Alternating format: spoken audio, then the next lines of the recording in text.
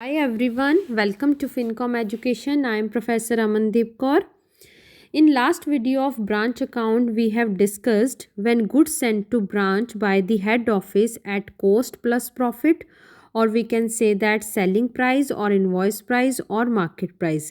जब भी head office branch को goods send करता है at invoice price पर, और we can say that cost में profit add on करके, तो हेड ऑफिस अपनी बुक्स में जब भी ब्रांच अकाउंट बनाएगा उसके अकाउंटिंग के 3 मेथड्स हैं, जिसमें से हमने फर्स्ट मेथड लास्ट वीडियो में डिस्कस भी किया था कि अकाउंटिंग अगर हम इनवॉइस प्राइस पे करना चाहते हैं तो इनवॉइस प्राइस पे कैसे करेंगे, और 4 चीज़ों में जो प्रॉफिट इंक्लूड है, अनरियलाइज प्रॉफिट, किन किन चीज़ों में प्रॉफिट इंक्लूड होगा जब हेड ऑफिस ब्रांच को गुड सेंड करेगा एट इनवॉइस प्राइस पर। तो ओपनिंग स्टॉक में, क्लोजिंग स्टॉक में, goods sent to branch by the head office में, और goods return by the branch to the head office. इन 4 ट्रांजैक्शंस में प्रॉफिट इंक्लूड होगा और इस प्रॉफिट को हम अनरियलाइज प्रॉफिट कहते हैं। और क्योंकि ये बिज़नेस का रियल प्रॉफिट नहीं होता है तो इस प्रॉफिट को हमें डिलीट करना होता है। तो इसका इफ़ेक्ट कैसे डिलीट करना है ये मैंने आपको फर्स्ट मेथड के लिए जो हमने लास्ट वीडियो डाली थी उसमें मैंने आपको बताया भी था। तो जिसने अगर फर्स्ट मेथड लर्न करना है तो आप पहले वो फर्स्ट वीडियो वॉच कीजिएगा।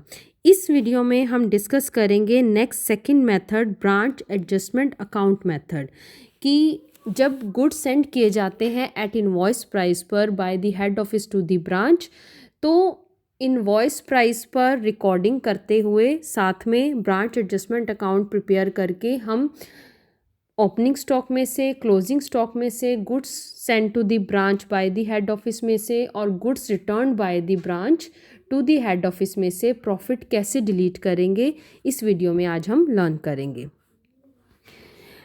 नेक्स्ट जब मैं वीडियो डालूंगी उसमें मैं थर्ड मेथड के बारे में आपको बताऊंगी जिसमें अकाउंटिंग होगी एट कॉस्ट प्राइस पर। बट इस वीडियो में हम अभी डिस्कस करने जा रहे हैं ब्रांच एडजस्टमेंट अकाउंट मेथड। तो इसको समझने के लिए मैंने एक क्वेश्चन लिया है, तो पहले हम उस क्वेश्चन को मैं आपको पढ़ के बताती हूँ और फिर हम उसका सॉल्यूशन डिस्कस करेंगे। In this question there is written Swadeshi company's head office in Meerut and it's branch is in Jaipur.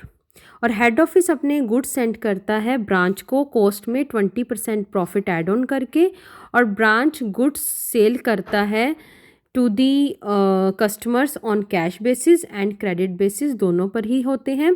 और फॉलोइंग इन्फॉर्मेशंस दे रखी हैं, उसके बेसिस पर हमें ब्रांच अकाउंट बनाना है एट इनवॉइस प्राइस पर, और उसके साथ ही ब्रांच एडजस्टमेंट अकाउंट भी प्रिपेयर करना है in the books of the head office. Informations क्या क्या हैं देखिए। ओपनिंग स्टॉक गिवन है, ओपनिंग डेटर्स गिवन है, पेटी कैश का ओपनिंग बैलेंस गिवन है, and goods sent to branch at invoice price is given, cash received from branch, cash sales, cash collected from debtors, checks sent to the branch by the head office for salaries, rent and taxes, petty cash के लिए जो check send किए हैं by the head office वो information is also given, and closing stock at invoice price, closing debtors and closing petty cash information is also given in this question। तो अब हम इसमें ब्रांच अकाउंट भी prepare करेंगे in the books of head office और branch adjustment account भी prepare करेंगे। तो इसमें आप एक नया अकाउंट बनाना सीखेंगे, that is branch adjustment account. Let's start the solution. First of all we make the proforma in the books of head office. Head office का नेम है Swadeshi's company, Jaipur branch account for the year ended. इसमें year end हो रहा है 31 दिसंबर। ये देखिए question में जो आपको क्लोजिंग बैलेंसेस गिवन है वो 31 दिसंबर के गिवन है, और ओपनिंग बैलेंस गिवन है 1 जनवरी का। तो आपका ईयर बिगिन हो रहा है 1 जनवरी को और ईयर एंड हो रहा है 31 दिसंबर को। तो जो ब्रांच अकाउंट प्रिपेयर करोगे for the year ended 31 December. Debit credit 2 sides हम बनाएंगे। डेबिट में भी 2 कॉलम्स होंगे, पर्टिकुलर्स अमाउंट, एंड क्रेडिट में भी 2 कॉलम्स होंगे, पर्टिकुलर्स अमाउंट। मैंने आपको लास्ट वीडियो में बताया था कि जो भी ओपनिंग बैलेंसेस गिवन होते हैं वो ब्रांच अकाउंट के डेबिट में आएंगे स्टार्टिंग में ही। क्योंकि ऐसा नहीं करना है कि पहले आप बाकी आइटम्स लिख दीजिए डेबिट में और फिर ओपनिंग बैलेंसेस मेंशन करिए, तो वो गलत हो जाएगा। सबसे पहले आप ओपनिंग बैलेंसेस मेंशन करेंगे, चाहे स्टॉक का हो, डेटर्स का हो, पेटी कैश का हो या कोई भी फिक्स असेट्स का ओपनिंग बैलेंस गिवन है, सबसे पहले आपको डेबिट साइड में वही मेंशन करना होता है। तो इसमें ब्रांच स्टॉक का ओपनिंग बैलेंस गिवन है इनवॉइस प्राइस पर 3600। लास्ट वीडियो में हमने देखा था कि ओपनिंग स्टॉक में जो भी प्रॉफिट इंक्लूड था, वो प्रॉफिट को डिलीट करने के लिए हमने अपोजिट साइड में ब्रांच स्टॉक एडजस्टमेंट अकाउंट लिखा था। लेकिन इसमें ऐसा नहीं करना है, क्योंकि इसमें हम separate branch adjustment account open करने वाले हैं, जो मैं इसके बाद आपको बनाना सिखाऊंगी। तो आपको सारी रिकॉर्डिंग इनवॉइस प्राइस पे ही करनी है इसमें। तो इसमें बहुत सिंपल है, पहले ब्रांच अकाउंट बहुत सिंपल तरीके से बनाना है। आपको opening stock, closing stock, goods sent to branch by the head office and goods return by the branch to the head office, ये चारों चीज़ें इनवॉइस प्राइस पे ही लिखनी है ब्रांच अकाउंट में। फिर इसके प्रॉफिट को कैसे डिलीट करना है वो आगे हम डिस्कस करेंगे। तो ब्रांच स्टॉक का ओपनिंग बैलेंस इनवॉइस प्राइस पे गिवन था क्वेश्चन में 3600, वो मैंने यहाँ मेंशन कर दिया। डेटर्स का भी ओपनिंग बैलेंस गिवन था, तो हम यहाँ डेबिट साइड में लिखेंगे to branch debtors account, opening balance 6000 rupees. Petty cash का भी ओपनिंग बैलेंस गिवन था, we write here in the debit side 60 rupees. फिर नेक्स्ट इन्फॉर्मेशन गिवन है, देखिए क्वेश्चन में ओपनिंग बैलेंसेस आपने लिख दिए हैं तीनों। अब नेक्स्ट इन्फॉर्मेशन गिवन है goods sent to branch at invoice price. ध्यान रखना, अगर आप ब्रांच एडजस्टमेंट अकाउंट साथ में प्रिपेयर कर रहे हैं तो आपको ब्रांच अकाउंट में opening stock, goods sent to branch, goods return by the branch to the head office और क्लोजिंग स्टॉक, ये चारों चीज़ें इनवॉइस प्राइस पे ही लिखनी है ब्रांच अकाउंट में। तो गुड्स सेंट टू ब्रांच दे रखा है इनवॉइस प्राइस पे, तो अब यहाँ पे हम डेबिट साइड में मेंशन करेंगे to goods sent to branch account 60,000 rupees. सब कुछ इनवॉइस प्राइस पे ही हम लिख रहे हैं। उसके बाद नेक्स्ट इन्फॉर्मेशन हमें गिवन है cash received from branch. Branch head office को दो तरह की ही कैश भेजता है, ये मैंने लास्ट वीडियो में भी आपको बताया था। कैश सेल्स, जो भी वो कैश बेसिस पर गुड्स सेल करता है टू दी कस्टमर, तो कैश जो भी कलेक्ट होती है फ्रॉम दी कस्टमर, तो आप कैश सेल्स का पैसा ब्रांच किसको सेंड कर देता है, हेड ऑफिस के अकाउंट में डाल देता है। और नेक्स्ट वो कैश कौन सी डालता है, अगर उसने क्रेडिट बेसिस पर गुड्स सेल किए हैं कस्टमर को, तो डेटर से जो भी पैसा मिलेगा कैश कलेक्टेड फ्रॉम डेटर्स, वो भी हेड ऑफिस को सेंड कर देगा। तो दो तरह की कैश ही ब्रांच हेड ऑफिस को सेंड करता है, that is cash sales and cash collected from debtors. और ये हेड ऑफिस की इनकम होती है, इसलिए हेड ऑफिस की बुक्स में जब हम ब्रांच अकाउंट बनाते हैं उसके क्रेडिट साइड में आता है। क्रेडिट साइड हमारी इनकम साइड होती है, तो ये दोनों चीज़ें हम क्रेडिट साइड में लिखेंगे 12,000 and 42,000 like this. By cash account, cash sales और cash collected from debtors 12,000, 42,000 inner column में लिखेंगे और उसका टोटल आप बाहर मेंशन करेंगे आउटर कॉलम में 54,000 रुपीज़। इसी तरह से नेक्स्ट आइटम हमें गिवन है cheque send to the branch. Head office अगर ब्रांच के लिए कोई भी एक्सपेंस करता है, अगर कैश फॉर्म में कर रहा है, तब हम डेबिट साइड में लिखते हैं टू कैश अकाउंट, क्योंकि ये एक्सपेंस है इसलिए डेबिट में आएगा। लेकिन अगर चेक सेंड कर रहा है तो हम कैश अकाउंट की बजाय यहाँ डेबिट में लिखेंगे टू बैंक अकाउंट। किस किस के लिए कैश सेंड की है, सैलरी के लिए, रेंट एंड टैक्सेस के लिए, पेटी कैश के लिए, तो ये तीनों चीज़ें हमें इनर कॉलम में लिखकर टोटल आउटर कॉलम में हम लिख देंगे 2,320 रुपीज़।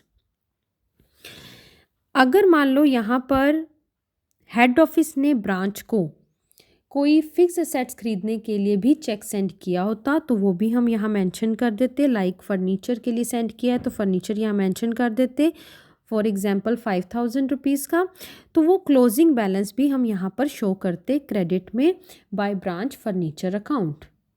उसमें से अगर डेप्रिसिएशन रेट दे रखी है तो डेप्रिसिएशन माइनस करके लिखते। बट इसमें कोई भी फिक्स असेट के लिए कैश सेंड नहीं हुई है by the head office to the branch, सिर्फ सैलरीज हैं, rent and taxes and petty cash है, तो ये तीनों ही एक्सपेंसेस हैं। नेक्स्ट इन्फॉर्मेशन गिवन है क्वेश्चन में, closing stock, closing debtors and closing petty cash, ये तीनों ही एंड में क्रेडिट साइड में शो होंगे। ध्यान रखना, क्लोजिंग बैलेंसेस क्रेडिट साइड में एंड में शो होते हैं और ओपनिंग बैलेंसेस डेबिट साइड में बिगनिंग में शो होते हैं। बाकी ट्रांजैक्शंस का आप सीक्वेंस जो है चेंज कर सकते हैं, सीक्वेंस चेंज कर सकते हैं, बट साइड नहीं चेंज कर सकते आप।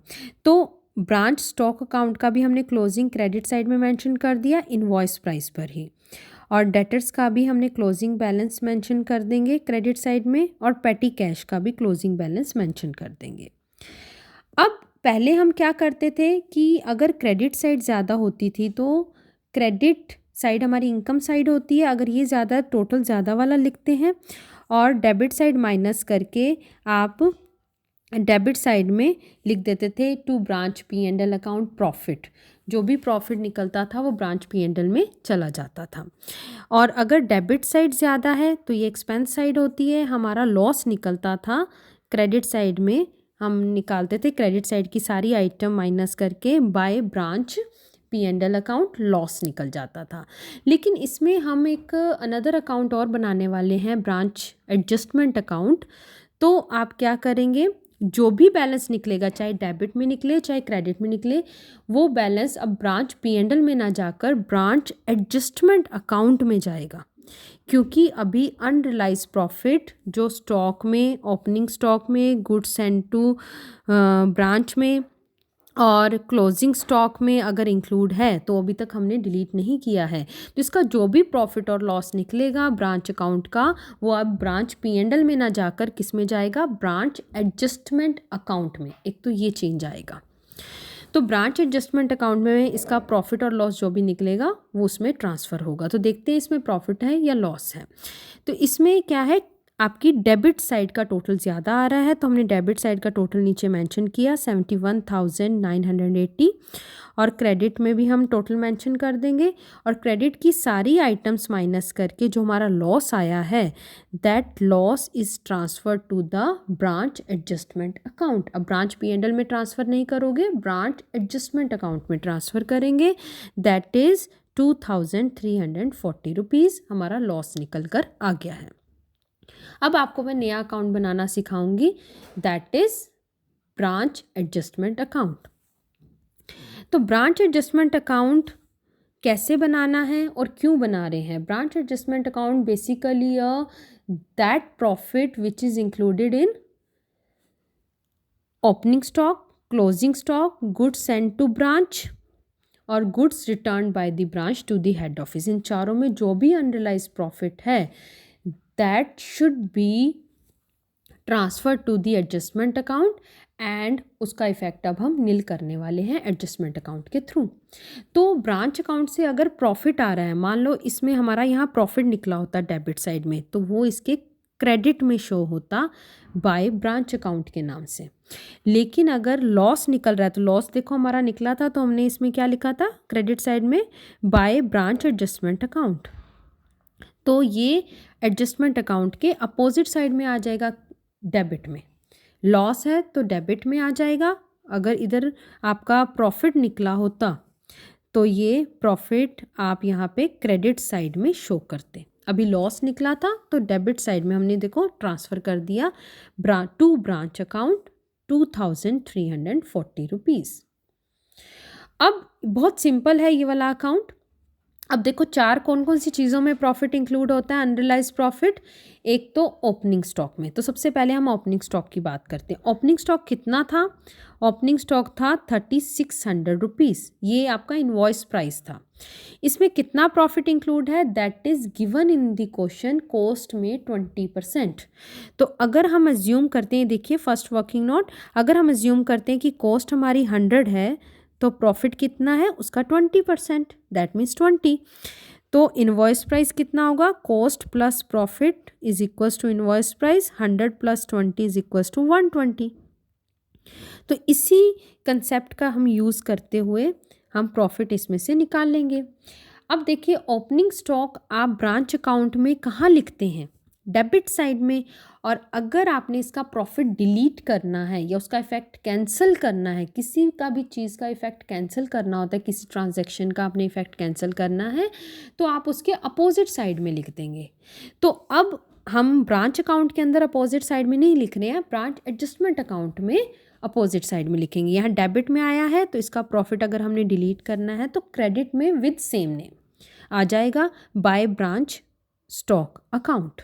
एडजस्टमेंट अकाउंट में आप क्या लिखेंगे, ओपनिंग स्टॉक का अगर प्रॉफिट डिलीट करना है तो ओपनिंग स्टॉक ब्रांच अकाउंट में डेबिट में लिखते हैं, तो उसका प्रॉफिट हम कहाँ पे लिखेंगे, अनरियलाइज प्रॉफिट एडजस्टमेंट अकाउंट के क्रेडिट में।